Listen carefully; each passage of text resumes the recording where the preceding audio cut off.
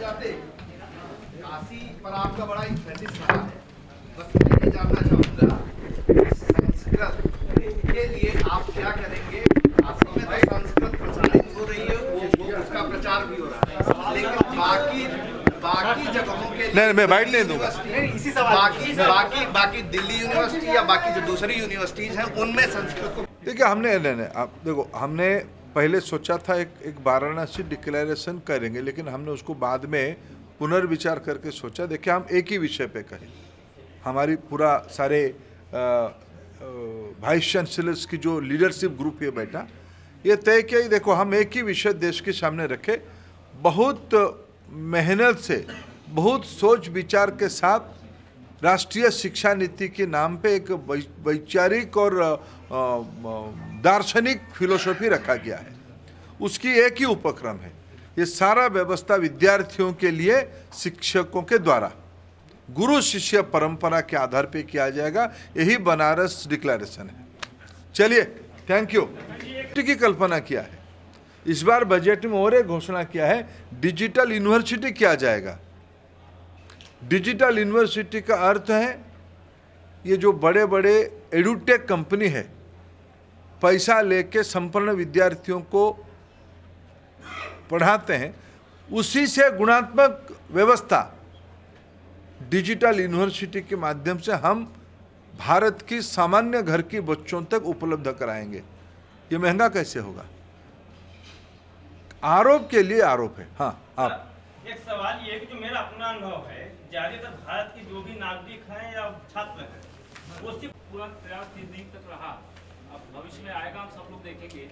सिर्फ मेरी चिंता ये है कि बहुत सारा इन्वेस्टमेंट एजुकेशन सेक्टर में हो रहा है और होता है सरकार के द्वारा भी। इसकी कोई मॉनिटरिंग है क्या कि कितना फंड गया और कितना आउटपुट हमको, कितना प्रोडक्टिविटी रही? क्योंकि हमने देखा है कि इंजीनियर्स की क्वालिटी बड़ी खराब है, एमबीबीएस डॉक्टर्स को स्टेथो पकड़ने नहीं आता है, वो एक्सरे नहीं देख पाते। ये सब चीजें हम लोग अस्पतालों में 2-4 होते हैं। ये क्वालिटी है। देखिए मैं समझ गया। देखो, दृष्टिकोण भी एक होता है। मैं एक गिलास पानी आधा भरा है आधा खाली है, दोनों भी देख सकता हूँ। इस कोरोना के मैनेजमेंट के उपरांत ये कम से कम भारत के चिकित्सकों के ऊपर ये ना कहा जाए स्टेथो दिखना नहीं आता है। ब्लैक होल सब जगह पे है, वो सारे को निश्चित रूप में ठीक करना चाहिए। नहीं हो गया ना? नहीं फिर वितर्क ना करें ना हम लोग। आप पत्रकार की मर्यादा में रहे, मैं मेरे उत्तर देने की मर्यादा में रहूं। ये विषय सही है, इसीलिए तो हम बैठे हैं। कोई भी विषय निर्णय करने से नहीं होता है, इसको क्रियान्वयन करने से होता है। आपकी प्रश्न वाजिब है, हम क्रियान्वयन के लिए ही बैठे हैं। Thank you. डिजिटल यूनिवर्सिटी के बारे में जो आपने पूछा, इस बार हमारा इसी साल बजट में फरवरी में आई है, आज हम जुलाई में बैठे हैं। मैं मानता हूं कि हम अगले वित्त वर्ष माने एकेडमिक ईयर तक डिजिटल यूनिवर्सिटी की काम शुरू कर देंगे। हो गया बहन जी आपका। सर, पीएम की स्किल योजना एक है जिसमें तमाम तरह के कोर्स चलाए जाते हैं, लेकिन आज भी धरातल पर स्टूडेंट को वो सारी चीजें नहीं मुहैया होती, क्योंकि ये चीजें मैं खुद पढ़ाता हूँ। मैं एक इंजीनियर भी हूँ, वेबसाइट इंजीनियर भी हूँ। तो पीएम की कौशल विकास योजना में मैं डोमेस्टिक डेटा एंट्री ऑपरेटर पढ़ाता था। मैंने कंप्लेन की स्किल इंडिया के ऑफिस में, तो वहाँ कोई फोन नहीं उठाता, बार बार मुझे रिप्लाई करना पड़ता। चलो अभी स्किल सेक्रेटरी को आप सारे बता देंगे, सब सुनवाई हो गया आपकी। मैं समझ गया, कुछ सीमाएं हैं, उसको देखो कुछ सीमाएं हैं, मैं उसको स्वीकार करता हूँ। अभी स्किल सेक्रेटरी से बात कर लेना। ये वाराणसी डिक्लेरेशन की बात है। मेरे साथ हैं शिक्षा और स्किल डेवलपमेंट दोनों की सेक्रेटरी भी मेरे साथ हैं। पहली बार देश में एक समावेशी इंटीग्रेटेड कलेक्टिव अप्रोच के साथ उच्च शिक्षा की सभी स्टेक होल्डर्स को इकट्ठा लाके इस प्रकार के एक समागम किया गया था। आने वाले दिनों में उसको स्थायी रूप दिया जाएगा। निश्चित अंतराल में आगे तय करेंगे, साल में करेंगे या 2 साल में एक बार करेंगे, लेकिन निश्चित अंतराल में इस प्रकार की शिक्षा समागम आयोजित करके भारत की नौजवानों की आकांक्षा को पूरा किया जाएगा। मैं आप सभी का सहयोग के लिए आभार फिर प्रकट करता हूं। आपने पिछले 3 दिन से इसको ठीक से कॉन्फ्रेंस की पहले भी प्रसिद्धि दिया, देश में उसको चर्चा की बिंदु बनाया। मैं शिक्षा विभाग की ओर से, भारत सरकार की ओर से आपको धन्यवाद देता हूं। मेरे ओर से इतनी बात कहना था। के बारे में बात कही गई, क्लस्टर यूनिवर्सिटी के बारे में बात चर्चा आई। हर एक जिले की जो अर्थनैतिक संभावना है, प्रधानमंत्री जी ने आह्वान किया यूनिवर्सिटी उसकी नेतृत्व करे, सर्कुलर इकोनॉमी की मॉडल बनाए, लोकल आवश्यकता को ध्यान में रखते हुए टेक्नोलॉजी इनोवेशन पे जोर दें।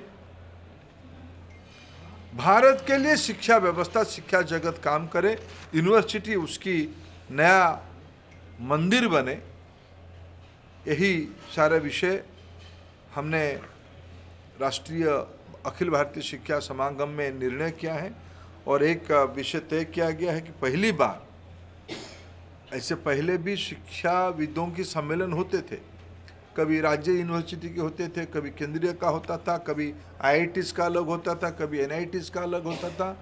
पहली बार, मैं तो नया हूँ लेकिन मेरे जो अनुभवी मित्र सब यहाँ बैठे हैं शिक्षा जगत की, दिल्ली यूनिवर्सिटी के वाइस चांसलर मेरे साथ हैं, इग्नो के वाइस चांसलर मिस्टर राव मेरे साथ हैं, BHU के वाइस चांसलर सुधीर जैन जी मेरे साथ हैं, हमारे JNU के पूर्व VC तथा वर्तमान आज के सब परिवेश में। वही तो मैंने कहा कि एक पैराडिम शिफ्ट की ओर हम ले जा रहे हैं।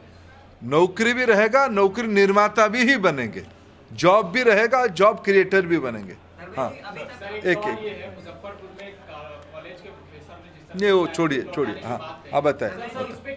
बताइए, देखो फिर जो देखो एक आज हम राष्ट्रीय स्तर की विषय पे लेके फिर मुजफ्फरपुर मत जाइए। हाँ, आप बताओ, जहाँ पर क्लासेस आप बताओ। NEP के इम्प्लीमेंटेशन के लिए आपने ये रिव्यू करने के लिए बनाया था, अभी तक जो नेशनल लेवल पे है क्या उसका इम्प्लीमेंटेशन सेटिस्फैक्टरी है? बहुत ही उत्साहजनक है। अनेक सारे शिक्षानुष्ठान ने, यूनिवर्सिटियों ने, राज्यों की यूनिवर्सिटी ने, जिन जिन राज्यों के आप उल्लेख कर रहे हैं ना, राजनीतिक दृष्टि से आपत्ति कुछ ने किया है, उन्हीं राज्यों की, उन्हीं के द्वारा चलने वाली यूनिवर्सिटी भी अच्छा रिफॉर्म किया है। कैरिकुलम में, नया कोर्स बनाने में, नया प्रैक्टिस लाने में, इंटरनल रिफॉर्म करने में अनेक अच्छे अच्छे उदाहरण सब आए हैं। इसलिए मैं जिम्मेवारी के साथ कहता हूँ ये संतोषजनक प्रवास है। जी, दो सवाल। बहन जी। पहला तो ये कि आधुनिक हम शिक्षा की बात कर रहे हैं, टेक्नोलॉजी का दौर बहुत बढ़ गया है, डिजिटल दौर बढ़ गया है, तो जो हमारे पुराने शिक्षक हैं क्या उनके लिए भी ऐसे ट्रेनिंग प्रोग्राम चलाए जाएंगे जिससे कि जो स्टूडेंट है उनकी क्वेरी बहुत है, उनको कैसे वो सेटिस्फाई कर सके? दूसरा ये आप बोल रहे हैं डिजिटल यूनिवर्सिटी, तो हम कब तक मानेंगे, कैसे आगामी दिनों में ये बच्चों को इसका लाभ मिल सके? देखिए, आपने जो पहला विषय उठाया ना, यही बहुत, आज मैंने जो कहा कि हमारी जो दो पहिया रहा इस चर्चा की, for student by teacher, teacher की सारे प्रकार की कैपेसिटी बिल्डिंग की चिंता की जाएगी। जब तक हम टीचर की कैपेसिटी के बारे में ध्यान नहीं देंगे, उसकी अस्मिता को हम नहीं जगाएंगे, उसके अंदर अंतर्निहित जो गुण है आधुनिक समय के साथ उसको नहीं जोड़ेंगे, तब हमारी अपेक्षा पूरा नहीं हो पाएगी। इसके लिए राष्ट्रीय शिक्षा नीति में मैं एक उदाहरण जैसे कहूँ कि पहले जो स्कूल टीचर बनाने के लिए जो व्यवस्था था, उसको इस बार व्यवस्थित रूप में उच्च शिक्षा विभाग में जोड़ के इंटीग्रेटेड टीचर एजुकेशन प्रोग्राम 4 साल की ITEP प्रोग्राम बनाने की योजना बनाई गई है। केंद्र में छात्र आधारित होनी चाहिए। बना इस काशी की अखिल भारतीय शिक्षा समागम, इसकी प्रमुख टेकअवे है कि शिक्षा पुनः छात्र आधारित किया जाएगा। किसके द्वारा किया जाएगा? शिक्षकों के द्वारा किया जाएगा। यही काशी की देन है दुनिया को, गुरु शिष्य परंपरा। उसको 21वीं सदी में फिर हमने पुनः स्थापित करने की एक विनम्र प्रयास किया गया है। और एक प्रमुख टेकअवे अगर मैं कहूं, भारत की नौजवानों को अभी तक जो मैकॉले मिनट्स आधारित शिक्षा जिसको हम कहते हैं, सिर्फ नौकरी पेशा की मानसिकता प्रस्तुत करने के लिए शिक्षा व्यवस्था है, ऐसे बनाई गई थी। अगर हमको 21वीं सदी में $5 ट्रिलियन इकोनॉमी बननी है, अभी अभी विश्व को नेतृत्व देना है, तो विश्व की बौद्धिक जगत में, बौद्धिक इंटेलेक्चुअल डोमेन में हमारी नेतृत्व भी चाहिए। उस समय में हमें रिसर्च एंड इनोवेशन, उसी के आधार पे एंटरप्रेन्योरशिप, उद्यमी नौजवान बने, जॉब सीकर नहीं जॉब क्रिएटर, इस प्रकार की नौजवान बने, इसकी पर्याप्त मात्रा में राष्ट्रीय शिक्षा नीति में उल्लेख है। उसी की क्रियान्वयन सारे यूनिवर्सिटी कैसे विशेष रूप में करे, इसकी एक प्रमुख निर्णय किया गया है। प्रत्यक्ष अप्रत्यक्ष कहे तो 150 से ज़्यादा लोगों की प्रत्यक्ष अनुभव और सुझाव भी आए। अनेक लोगों की यानी लगभग सभी लोगों की रिटिन ऑब्जर्वेशंस भी आए। एक डिजिटल फीडबैक फॉर्म बनाई गई है, सभी के पास उसको भेज दिया गया है। पोस्ट कॉन्फ्रेंस, पोस्ट वर्कशॉप, एक कॉन्क्रीट फीडबैक भी सभी से लिया जाएगा। मित्रों, आज जब समापन सत्र हुई, उसकी टेकअवे क्या है, उसकी वे फॉरवर्ड क्या है, उस विषय में मैं, क्योंकि बाकी विषय तो आपको रेगुलर इंटरवल में हम लोग देते रहे हैं मीडिया ब्रीफिंग के माध्यम से, लेकिन मैं आज इस कॉन्फ्रेंस की सफलता के साथ समाप्ति के उपरांत मैं 2-3 प्रमुख टेकअवे आपके सामने उल्लेख करना चाहता हूं।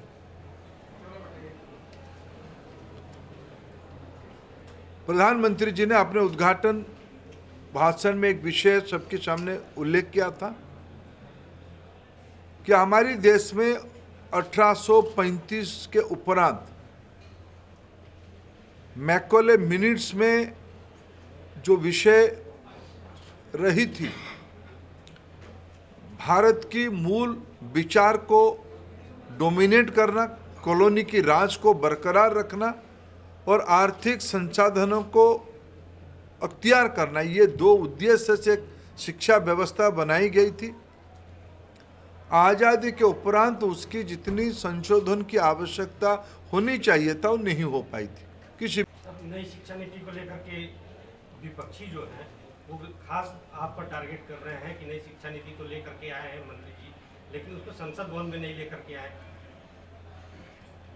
देखिए, विपक्ष किस विषय पे आपत्ति कर, हम देखिए 2-3 विषय शिक्षा नीति में मैं उनकी राज्यों में जाके भी कह के आया हूँ, और आपके माध्यम से जो मित्र उसको तथाकथित आलोचना कर रहे हैं उनको भी मैं निवेदन करना चाहता हूँ। ये शिक्षा नीति भारतीय भाषा पे जोर दे के बनाई है। रोजगार केवल नहीं, रोजगार निर्माता कैसे बने, इस प्रकार की शिक्षा नीति में उल्लेख है। कौशल्य को महत्व दिया गया है। कौन सी राज्य है, कौन सी सरकार इसको आपत्ति करती है? उनको आपत्ति अगर नरेंद्र मोदी जी को करना है या कोई व्यक्ति विशेष को, मैं तो निमित्त हूं, कोई व्यक्ति विशेष को करना है, ये अलग बात है। क्या उनको उनकी राज्य की नौजवानों के प्रति उनकी जवाबदेही है या नहीं है? गुणात्मक शिक्षा उनको मिले, वो चाहते कि नहीं चाहते?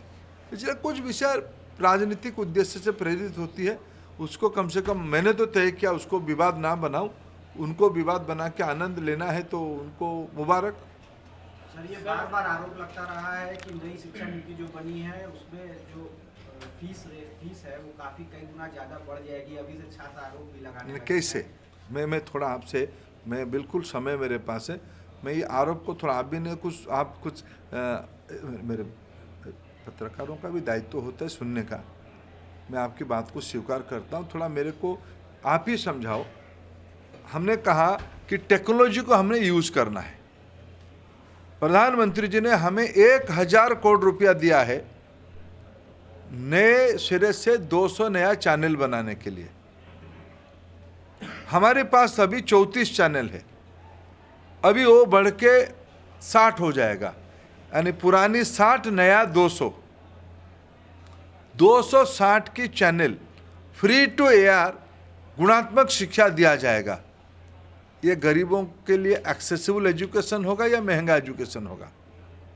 मैंने तो स्लोगान नहीं दिया, मैंने बजट में प्रधानमंत्री जी ने पैसा रख दिया है, हमारे काम शुरू हो गया है। दूसरी तो थोड़ा थोड़ा पिसमिल में या इंक्रीमेंटल हुई थी। 2020 की राष्ट्रीय शिक्षा नीति उसी की एक आमूलचूल नया संस्कृति लाने की अप्रोच लाई गई, एक मेजर पैराडिम शिफ्ट हुई है। इसलिए हम लोगों की एक बहुत सोची समझी स्थान हमने भी चयन किया था। जब 21वीं सदी में भारत को एक नॉलेज बेस्ड इकोनॉमी, ज्ञान आधारित अर्थनीति की हम लोग कल्पना कर रहे हैं, राष्ट्रीय शिक्षा नीति उसकी एक प्रमुख मसौदा है।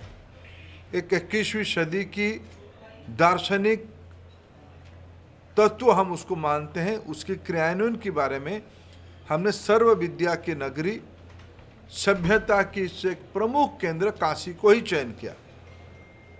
ये पहला टेकअवे में मानता हूं। काशी सीखने की और सिखाने की गुरु शिष्य परंपरा की अनन्य केंद्र है। इस काशी में बैठ के हमने जो कहा कि एक ढांचागत परिवर्तन की ओर भारत की शिक्षा को प्रधानमंत्री की विजन है ले जाने का, उसमें एक पुरानी बातों को हमें री एम्फासाइज किए। भारत की शिक्षा व्यवस्था छात्र आधारित होगा। आज महामहिम राज्यपाल जी ने एक अपने भाषण में उल्लेख किया है, शिक्षा एक परिवार है, शिक्षा संवेदनशीलता सृष्टि करनी चाहिए, शिक्षा कल्याणकारी होनी चाहिए, शिक्षा सबके लिए होनी चाहिए, सबको साथ लेते हुए होनी चाहिए, सबके विकास के लिए होनी चाहिए, सभी ने उसके लिए प्रयास करनी चाहिए।